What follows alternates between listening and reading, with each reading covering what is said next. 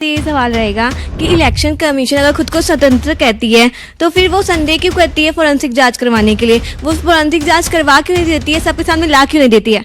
That's it, thank you. बहुत अच्छा pointed सवाल था, एकदम कोई कंफ्यूजन नहीं था। इधर से कौन पूछेगा?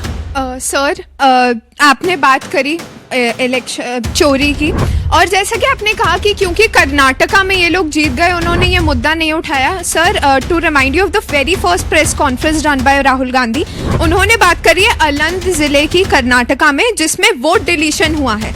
सूर्यकांत जो कि कर्नाटका के व्यक्ति हैं भी नहीं, उन्होंने 12 वोटर डिलीट करे हैं 14 मिनट में। मिसयूज ऑफ फॉर्म 6 हुआ है। 33,652 लोग, शकुन रानी जो कि 70 साल की हैं उन्होंने डबल वोटिंग करी है। दूसरी बात, आप शायद ओबरी गांव की बात भूल गए हैं जिसकी ग्राउंड रिपोर्ट हमारे पास है, जहां पे पुलिस आई है बायोमेट्रिक मशीन लेके और उसने सारे मुसलमानों के वोट इनवैलिड डिक्लेयर करे हैं। का कोई सवाल इन दोनों से?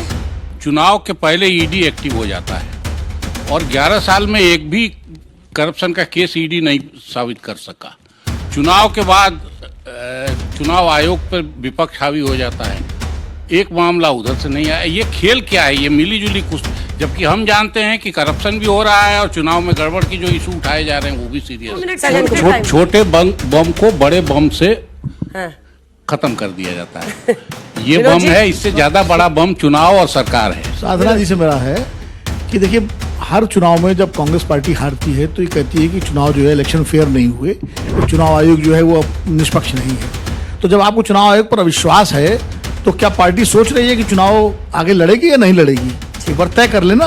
मतलब आप खेल भी खेलेंगे और खेल में कहेंगे अंपायर रेफरी बेईमान है, तो दोनों चीजें तो नहीं चलेंगी ना।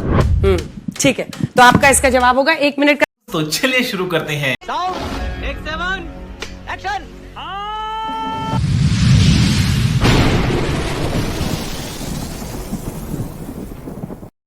नमस्कार दोस्तों, स्वागत है आप सभी का मेरे आज के इस नए वीडियो में।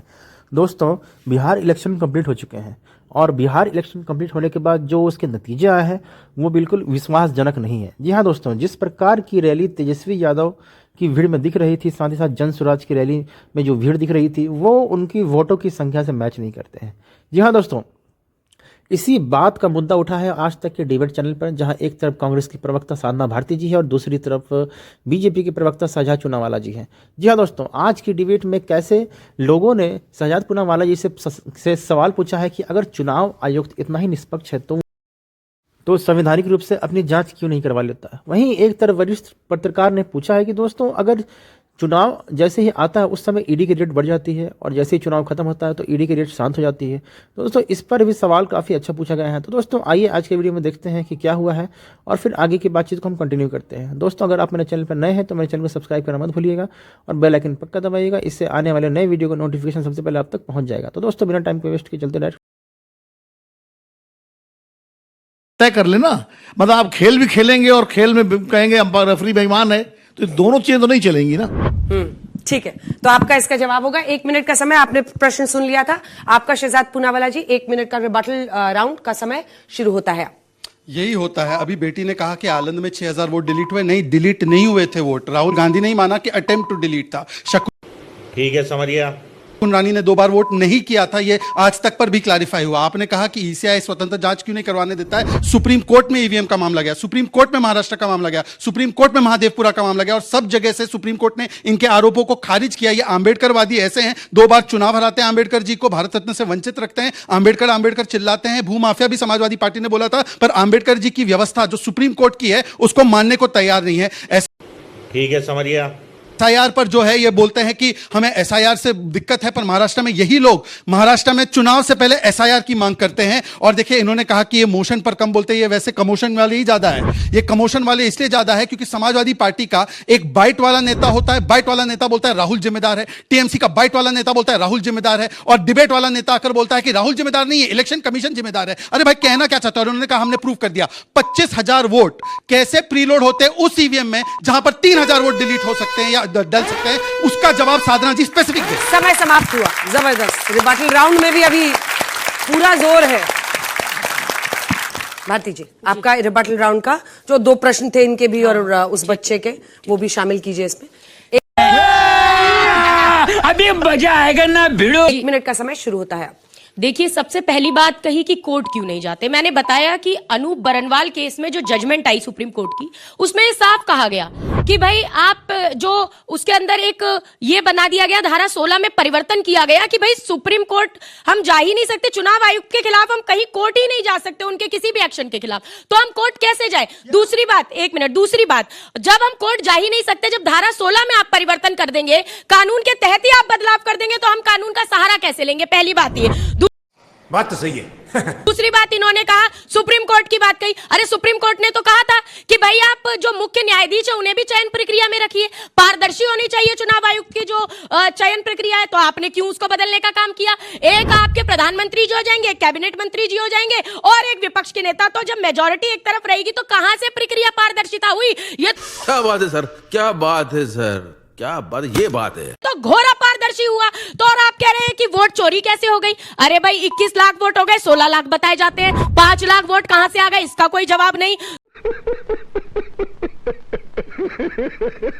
तो ये तो हम साफ तौर पर कह रहे हैं कि वोट चोर हो, गद्दी छोड़नी पड़ेगी और चुनाव नहीं लड़ना समय समाप्त हो गया, समय समाप्त हो गया। जबरदस्त, गजब कर दिया आज तो नेताओं ने, एकदम नया जोश है। जल्दी जल्दी बोलिए। हाँ दूंगी, बाप रे। ऐसा है ऐसा कि कैसे कर सकती हूँ मैं। हाँ, नहीं ऐसा है कि अभी देखिए फेक न्यूज की फैक्ट्री के सुप्रीम कोर्ट में इलेक्शन कमीशन के खिलाफ जा नहीं सकते, ये इतना बड़ा झूठ कह दिया गया। अरे इलेक्शन कमीशन के खिलाफ सुप्रीम कोर्ट नहीं जा सकते, ये इतना बड़ा फेक न्यूज फैलाते हैं। और अभी उन्होंने कहा चयन प्रक्रिया, आपको पता 1950 से लेकर 1990 तक एक ही चुनाव आयोग का अध्यक्ष होता था, उसकी डायरेक्ट अपॉइंटमेंट सरकार करती थी, किसी से कोई पूछा नहीं जाता था। 2023 के बाद कानून बना, और अगर इतना ही चुनाव आयोग की निष्पक्षता का सवाल है, हम तो लीडर ऑफ ऑपोजिशन को पार्ट रखते हैं। स्टेट में जो स्टेट का आयोग तय होता है वो केवल स्टेट गवर्नमेंट करती है, वहां पर ना चीफ जस्टिस ऑफ हाईकोर्ट होता है, ना विपक्ष का नेता होता है। बोले कि हम स्टेट गवर्नमेंट में इस व्यवस्था को लाएंगे। चुप कर बे कुत्ते। एक बार बोल दिया, और 25,000 वोट कहां से आए ईवीएम में, उसका अभी तक कोई जवाब नहीं। ये प्रूफ करने की बात करते हैं, ये वो कहते हैं ना, इनके लिए संविधान तंत्र नहीं, परिवार तंत्र ही सबसे ऊपर है। चलिए, कि सबसे पहली बात ही बार बार कहते हैं कि अब आप ये बदल दीजिए, शासन इनका, प्रशासन इनके हाथ में, तंत्र इनके हाथ में, और बदलाव हम कर दें। सवाल भी हमसे ही पूछे जाएंगे। अब विपक्ष से ही आप सवाल पूछेंगे, भाई जनता ने तो आपको चुन के भेज दिया था ना। आपने वोट चोरी सही कहा, वोट चोरी गलत शब्द है, मैं तो कहती हूँ वोट डकैती हुई है।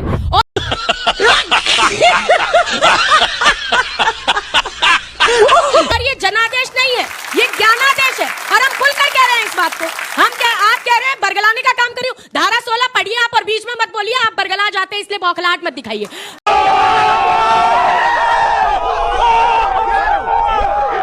हम सीधे कह रहे हैं कि आपने धारा 16 में परिवर्तन किया है, उठाइए संविधान, निकालिए 324 धारा और 2023 का अधिनियम खोलिए, और धारा 16 में देखिए कि परिवर्तन है कि नहीं, कि चुनाव आयुक्त के खिलाफ आप कोर्ट नहीं जा सकते। सिर्फ अभी नहीं, जब वो पूर्व हो जाएंगे उसके बाद भी उनके अगर समय के अंदर उनके ऊपर कोई आरोप है तो नहीं जा सकते। तो सच्चाई है। अब आप फेक न्यूज मत फैलाइए और बीच में। क्या बात है सर, क्या बात है सर, क्या बात, ये बात है। धारा दिखवा दीजिए, लगातार वो धारा दिखवा दीजिए, और एक सेकंड वो धारा दिखवा दीजिए। ये दिखा देता है कि जब कोई व्यक्ति व्यक्तिगत, चलिए आप दोनों का समय समाप्त हुआ। गजब, ताली बजाइए भाई जोर से।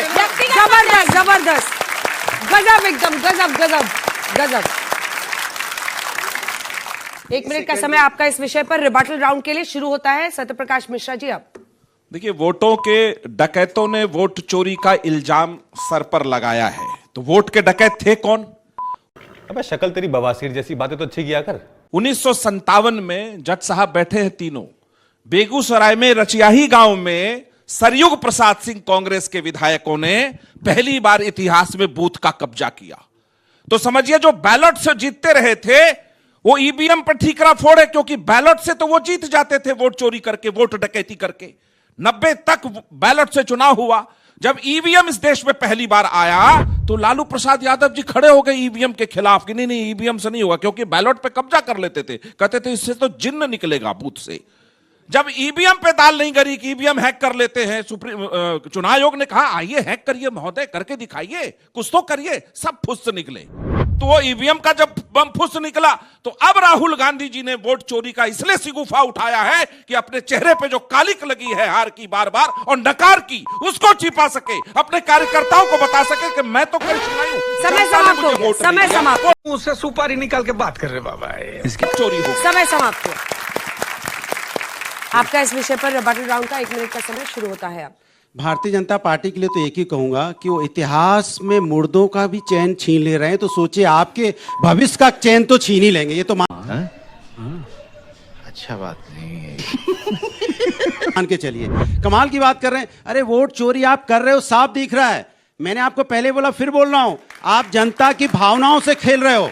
जनता की भावना चोरी करना भी वोट चोरी होता है। किस तरह से आप वोट चोरी करते हो? सपने बेचते हो, वो भी एक वोट चोरी है। जो इस तरह से आप सपने बेचते हो, यूथ को यूथ का सपना दिखाते हो, बुजुर्ग को दिखाते हो हम आपको पेंशन देंगे, फिर उनके पास जाते हो हम आपको सारी मेडिकल हेल्थ फैसिलिटी देंगे। बाद में होता क्या है? बाद में तो वही है, मैंने बोला 80 करोड़ लोगों को लाइन में लगा देते हैं 5 किलो चावल 5 किलो आटा के। उसके बारे में आप क्यों नहीं बोलते? क्यों नहीं बोलते? आपने देश के अंदर में जो विकास की बात थी आप क्यों नहीं करते? जब जब चुनाव आता है वोट चोरी हो रहा है, एसआईआर लेके आए आप, सुप्रीम कोर्ट को बोलना पड़ा कि आप आधार कार्ड लगाना पड़ेगा। क्या चुनाव आयोग को नहीं पता था आधार कार्ड की जरूरत है? क्या इस देश के अंदर आधार कार्ड बनाया तो किसने बनाया? केंद्र सरकार के अंदर में आधार कार्ड आता है। जब केंद्र सरकार ने आधार कार्ड बनाया था तो केंद्र सरकार की जिम्मेदारी थी कि चुनाव की जिम्मेदारी थी कि आधार कार्ड सुनिश्चित होना चाहिए था। तो हमें सुप्रीम कोर्ट जाना पड़ता है। जनता को क्या सुप्रीम कोर्ट जाना पड़ेगा अपने अधिकार समाप्त हो गया, समय समाप्त हो गया। वाह, गजब, बहुत अच्छा। रिबटल राउंड में भी उतनी ही आ गए। आइए अरविंद जी और प्रोफेसर साहब।